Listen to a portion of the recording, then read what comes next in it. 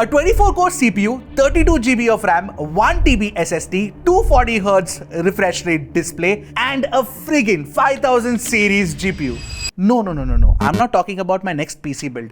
I'm talking about this. The ASUS ROG Strix G16. Trust me, this laptop will be able to handle GTA 6 when it launches for the PC in 2028. Yeah. That's the problem of being a PC gamer, guys. By the way, have you guys seen the graphics? It looks insane, and apparently it's been captured by the PS5. Anyway, I digress, but let me talk more about this behemoth of a performance monster that we've been testing here for the past few days. Alright, if you're watching me for the first time, I'm Ashad. This is Trakin Tech English, your destination for detailed, incisive gadget reviews. Now I'm jumping straight to the performance because that's what matters in a gaming laptop, right? RGB. There's a lot of that too. Patience, Padawan. So you get an Intel Core Ultra 9275HX. There's also Nvidia's latest 5070 Ti laptop GPU with 12GB of GDDR7 VRAM and 140W TDP as well. Now we played Cyberpunk 2077 and Hogwarts Legacy. By the way, Hogwarts Legacy, I've actually completed the game and it was so much fun. I didn't expect it. I've not watched a single Harry Potter movie, read a single Harry Potter book, but I genuinely enjoyed the game. Anyway, we played both the games and the results speak for themselves. Now this combo of the Core Ultra 9 and the RTX 5070 Ti crushes both the games with ease. Now, it doesn't matter if you enable ray tracing, you disable DLSS, or even go completely bonkers by using 4x frame generation with ray tracing overdrive on Cyberpunk. This machine offers great frame rates. And you know what the best part is? We actually compared the performance of the 12GB VRAM toting 5070 Ti to the 5080, which actually has 16GB of VRAM. And the 5080 is only slightly higher in FPS scores. If you watch Dave Tutti's latest video, he shows you how the 5070 Ti's performance graph keeps rising when you give it more power. Also, the laptop actually ran pretty cool even when we were gaming. For gaming laptop standards, it only reached about 75 degrees. ASUS has this very interesting tri-fan design which basically spreads the air evenly around the chassis, and that's how it's managing to keep the temperatures low. But note that if you're running the laptop in turbo mode, which a lot of you will obviously do if you have a machine of this capability, then the fan can get loud. It reaches up to like 47 dB. Now we also had a couple of battery runs with the 90 watt-hour battery. One where we were actually using it for just scripting and the other one where we were gaming. And when we were gaming, we got about 2 hours of battery life, and when we were scripting, we got about 3.5 hours of battery life, which is actually pretty good for a gaming laptop. Now to charge it, you get like this massive 280 watt charger with a proprietary connector, which looks like a Type-C cable, but it's not. It's got a squarish design. And this thing can actually charge the laptop from 0 to 50% in just 30 minutes. This is actually as fast as most mobile phones charge. Alright, next up I'm going to be talking about the display, but before that, if you haven't subscribed to the channel, go ahead, hit that subscribe button.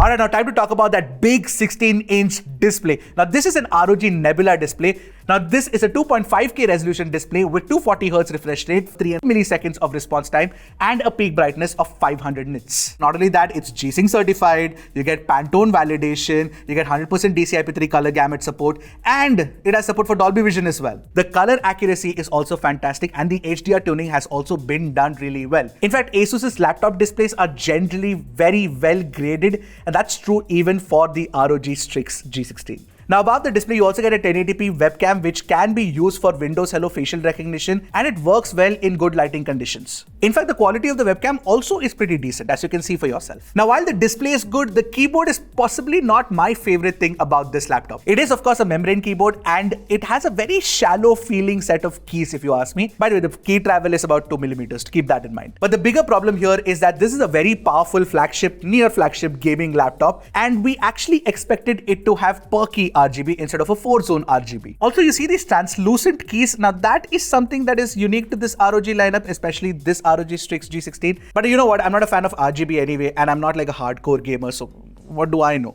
But since this is a 16-inch laptop and you get a lot of space, you actually do get 5 customizable hotkeys which you can actually customize from the Armory crate, which is kind of nice. And below the keyboard, we of course have the trackpad. It's a glass trackpad and possibly the largest one that I have seen on a gaming laptop yet. It supports all of the Windows gestures that you come to expect from a Windows laptop trackpad, and the trackpad's quality also is pretty good, actually better than the keyboard for sure. Now apart from that, you also get a bottom firing 4-speaker system with 2 tweeters and 2 woofers on either side. Now generally with gaming laptops, what we've noticed is that the speaker quality almost always takes a hit, but that's not true about the ROG Strix G16. It actually does sound pretty good. In fact, why don't you take a listen to it for yourself and let me know what you guys think.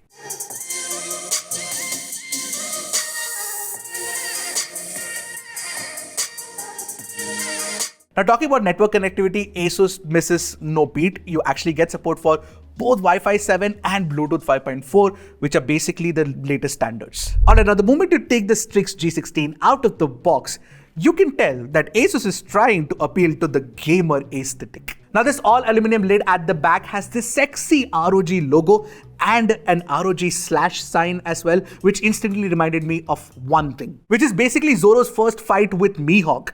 If you know, you know. By the way, the rest of the body is made of materials like polycarbonate and ABS, but it still feels pretty sturdy. By the way, there's always this one test that I'll do live on camera, which is basically I'll shut the lid and I'll try to open it with one finger.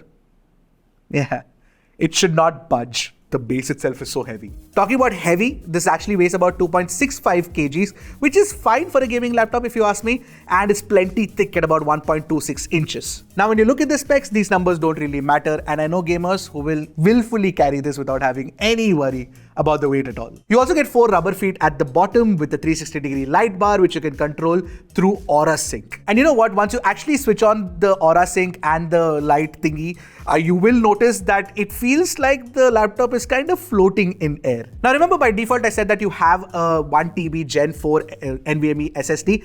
Now, that is one single SSD, and that can be upgraded to 2 more TBs if you want. And there's also a single stick of 32 GB of DDR5 RAM clocked at 5600 MHz, which again can be upgraded by even more 32 GBs. Now, by the way, how to upgrade it, I'll just tell you in a bit, but the good thing is that even if you want to do it by yourself, it doesn't void the warranty, which is nice. As for the ports, this thing has everything that you want from a gaming laptop.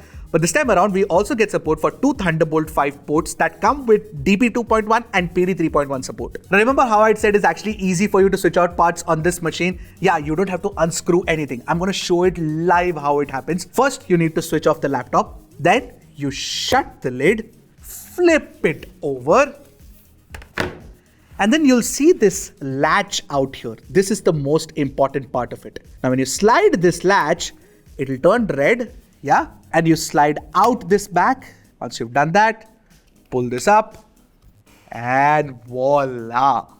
It's as simple as that. Actually aids in easier switching out of parts and repairability as well.